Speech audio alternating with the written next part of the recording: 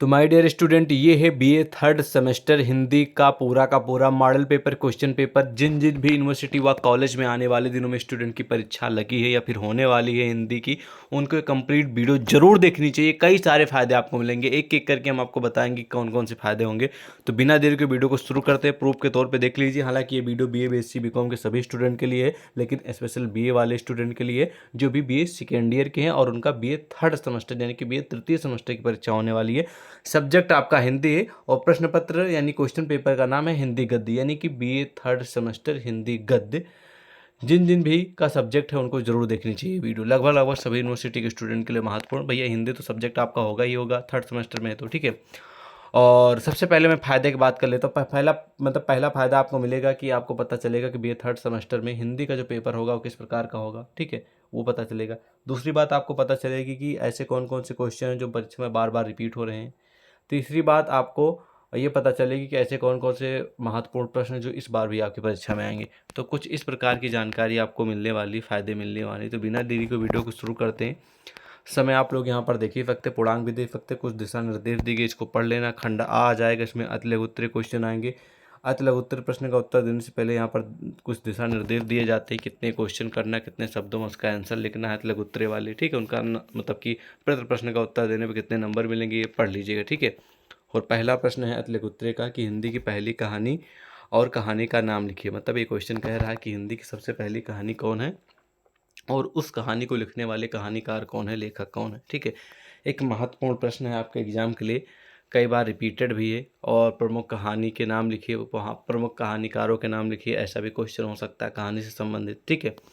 तो आज की इस वीडियो में सिर्फ हम आपको मोस्ट इंपॉर्टेंट क्वेश्चन बताएंगे और प्लस कौन कौन से क्वेश्चन जो परीक्षा में बार बार रिपीट हो रहे हैं वो बताएंगे। आंसर नहीं बताएंगे, आंसर हमारी आने वाली दिनों में जो वीडियो आएगी उसमें होगा क्वेश्चन आंसर। सिर्फ इस वीडियो का बताने का मकसद ये कि आपको पता चले किस प्रकार का मॉडल पेपर आता है, किस प्रकार के क्वेश्चन पूछे जाते हैं, और आपको जानकारी देना कि कौन कौन से महत्वपूर्ण प्रश्न हैं जिनको आपको भी तैयार करना है।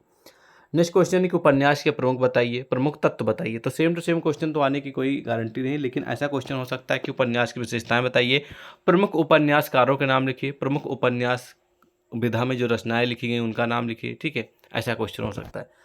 अगला प्रश्न है कि पाजेब कहानी का उद्देश्य बताइए। आपके बीए थर्ड सेमेस्टर में, बीए थर्ड सेमेस्टर हिंदी में, हिंदी का जो सब्जेक्ट है उसमें पाजेब एक लेसन है, ठीक है, पाठ है, और उससे संबंधित क्वेश्चन है कि पाजेब जो कहानी है इसका उद्देश्य क्या है, इस किस लिए लिखी गई है, और पाजेब कहानी के रचनाकार कौन है, ऐसा भी क्वेश्चन हो सकता है। तो ये भी महत्वपूर्ण है क्योंकि आपके सिलेबस में है, आपके टॉपिक्स में है।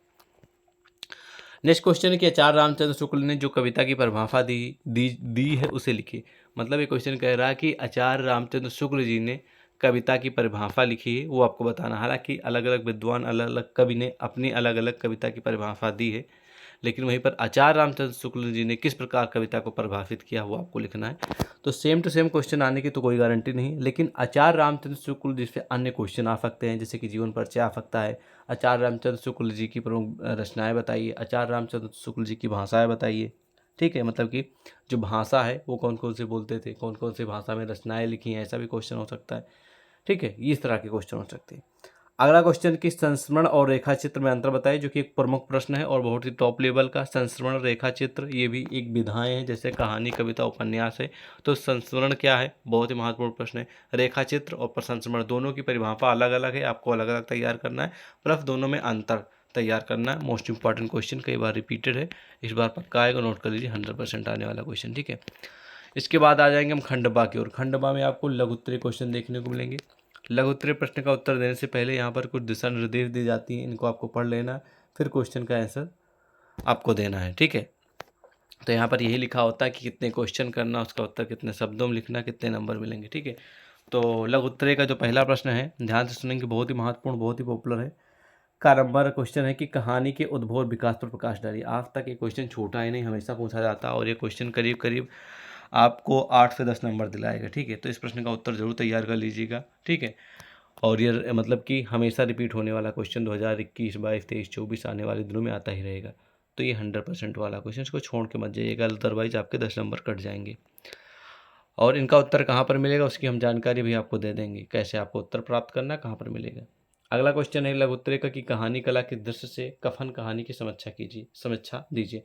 मतलब आपका जो सिलेबस है हिंदी गद्य का थर्ड सेमेस्टर का। इसमें एक कहानी है जिसका नाम है दफन, उसके बारे में लिखना है कि इस कहानी का समीक्षा, इस कहानी में किस चीज़ के बारे में बताया गया है, क्या है मामला।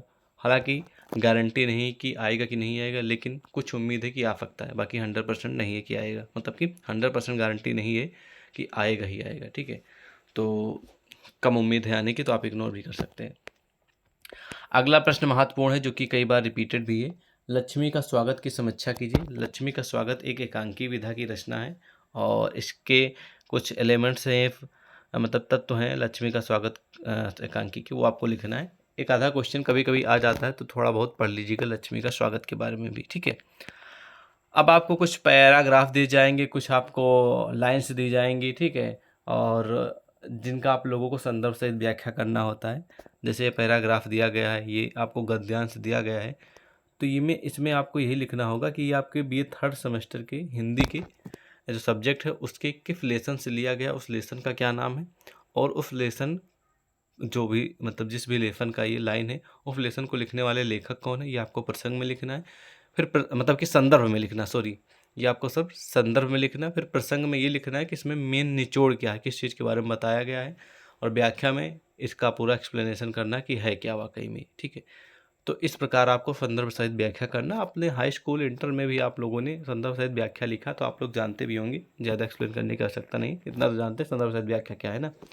तो यहाँ पर आपको कई सारे पैराग्राफ दिए जाएंगे, लेकिन इनमें से किन्हीं दो ही पैराग्राफ का, दो ही गद्यांश का आपको संदर्भ सहित व्याख्या करना होता। हालांकि यहाँ पर 4 दिए गए हैं। कितने दिए गए हैं? 4 दिए गए हैं, और किन्हीं 2 गद्यांशों का आपको संदर्भ सहित व्याख्या करना है, जिनके बारे में अगर आपको अच्छे से जानकारी है तो उन्हीं को लिखना है। ठीक है, उसके बाद आ जाएंगे हम खंडसा की ओर। खंडसा में आपको देखने को मिलेंगे दीर्घ उत्तरीय क्वेश्चन, जिनको विस्तृत उत्तरीय भी बोला जाता है। ठीक है, तो विस्तृत उत्तरीय क्वेश्चन का आंसर करने से पहले भी इसमें कुछ दिशा निर्देश दी गई हैं कि कितने क्वेश्चन करना है, उसका उत्तर कितने शब्दों में लिखना है, और उस प्रश्न का उत्तर देने पे कितने नंबर मिलेंगे आपको, ये पूरी जानकारी यहाँ पर लिखी होती है, पढ़ लेना है, फिर क्वेश्चन को पढ़ना है। ठीक है, तो पहला प्रश्न है दीर्घ उत्तरीय का यानी कि विस्तृत उत्तरीय का, कि महाभोज उपन्यास के चरित्र, योजना और भाषागत विशेषताओं पर प्रकाश डालिए। तो महाभोज उपन्यास है जो कि आपके सिलेबस में है, तो ये क्वेश्चन हमेशा रिपीट नहीं हुआ है, तो मैं ये नहीं कहूँगा कि इसको तैयार करें। समय ज़्यादा है, महीने, 1.5 महीने, 2 महीने एग्जाम को या इससे अधिक है, तो इस प्रश्न का उत्तर तैयार करें। अगर मान लीजिए 5 ही 6 दिन है या फिर हफ्ते में है, तो इस प्रश्न का उत्तर मत तैयार करें, इग्नोर कर दें। उसके बाद अगला प्रश्न है कि कहानी कला की दृष्टि से कफन कहानी की समीक्षा कीजिए। अभी यही क्वेश्चन शायद लघु उत्तर में पूछा गया था, और यही क्वेश्चन विस्तृत उत्तर में पूछा गया, आप लोग देख ही पा रहे होंगे। देखिए ये देखिए यहाँ पर ये लघु उत्तर में पूछा गया, और नीचे यही क्वेश्चन दीर्घ उत्तर में, विस्तृत मतलब कि दीर्घ उत्तर में पूछा गया। सेम टू सेम क्वेश्चन आप लोगों के लिए यहाँ प्लस पॉइंट है। कभी कभी एक ही क्वेश्चन 2 बार आ जाते हैं, एक लघु उत्तर में या फिर लघु उत्तर में या फिर विस्तृत उत्तर में, तो वहाँ पर आपको वहाँ पर भी उत्तर लिख देना है, और जो नेक्स्ट में मतलब कि नेक्स्ट खंड में पूछा जाता है उसका भी उत्तर उसी तरह लिख देना। बस थोड़ा आपको बना बना के थोड़ा एक में कम करना है, एक में ज़्यादा ऐड कर लेना है, जिस हिसाब से बोलेगा उत्तर देने के लिए कितने शब्दों में देना है। ठीक है, तो उसमें बोला गया था आपको शायद 150-200 शब्दों में लिखने के लिए, यहाँ पर आपको 400 से 500 शब्दों में इसका उत्तर लिखना पड़ता है। ठीक है, दीर्घ उत्तरीय का, तो आप लोगों के लिए यहाँ बहुत ही बड़ा प्लस पॉइंट है। यानी कि एक ही प्रश्न का उत्तर तैयार करने से आपको वहाँ पर 9 नंबर और 15, 9 6 15 और 9 कितने हो गए, करीब करीब 25 से 30 नंबर आपको मिल रहे हैं। देखिए ये है दिमाग, जो छात्र स्मार्ट होते हैं वो समझ जाते हैं तुरंत। ठीक है, इसलिए क्वेश्चन पेपर को पहले पढ़ लिया करिए, फिर उत्तर देने बैठिया करिए। ठीक है, अब आ गए हैं नेक्स्ट क्वेश्चन की। नेक्स्ट क्वेश्चन कह रहा कि आधे अधूरे नाटक के आधार पर सावित्री के चारित्रिक विशेषताओं का सम्यक निरूपण कीजिए। तो आधे अधूरे एक नाटक है जिसमें एक पात्र है जिनका नाम है सावित्री। ठीक है, इसके बारे में लिखना। हालांकि क्वेश्चन हमेशा नहीं आता है, लेकिन थोड़ा आप लोग पढ़ लेंगे तो बेटर ही रहेगा। 100% तो नहीं है कि आएगा कि नहीं आएगा, गारंटी नहीं कि आए या ना आए, इसकी कोई गारंटी नहीं, लेकिन कुछ बार आया है, इसलिए थोड़ा पढ़ लीजिएगा। मतलब 50% उम्मीद है कि आ सकता, 50% है कि नहीं आ सकता। उसके बाद अगला प्रश्न है कि हजारी प्रसाद द्विवेदी रचित कुटुज निबंध के साहित्यिक विशेषताओं पर प्रकाश डालिए। तो सबसे पहले आपको हजारी प्रसाद द्विवेदी जी का जीवन परिचय पढ़ लेना है, फिर इनकी जो निबंध है कुटज, इसके बारे में पढ़ लेना है। ठीक है, तो इस कुटज निबंध जो इसके बारे में पढ़ लेना है, इसमें क्या बताया गया, किसके बारे में बताया गया, आपको जानकारी पढ़ लेना है। ठीक है, महत्वपूर्ण प्रश्न है, चाहे इनका पूरा पूरा जीवन परिचय आए, फिर कुटज निबंध है, इससे संबंधित क्वेश्चन पूछे जाएँ थर्ड सेमेस्टर में। तो यहाँ पर समाप्त होता है हिंदी का पूरा मॉडल पेपर क्वेश्चन पेपर। ऐसे ही कुछ आपकी परीक्षा जब होगी तो उसमें क्वेश्चन देखने को मिलेंगे। मैं ये नहीं कहूँगा कि पूरा का पूरा ऐसे ही आएगा सेम टू सेम, ऐसे ही मतलब कि क्वेश्चन आएंगे ऐसे ही A to Z, ऐसे ही मतलब कि पूरा मॉडल पेपर इसी प्रकार का होगा, लेकिन कुछ क्वेश्चन डिफरेंट होंगे, कुछ ऐसे ही होंगे। तो साफ शब्दों में बोले तो 75 नंबर का जो पूर्णांक है, ठीक है, 75 में से आप लोग आसानी से 30 से 40 नंबर ला सकते हैं। यदि इस मॉडल पेपर में क्वेश्चन पेपर में जितने भी प्रश्न दिए गए इनका उत्तर अगर आप अच्छे से तैयार कर लेते तो कम से कम 25 से 30 नंबर आप ला सकते हैं। 25 मतलब कि 30 से 40 नंबर ला सकते हैं, और मेहनत करेंगे तो और भी ला सकते हैं। बाकी हमारी आने वाली दिनों में वीडियो आएगी क्वेश्चन आंसर वाली, इसमें बहुत सारे क्वेश्चन होंगे।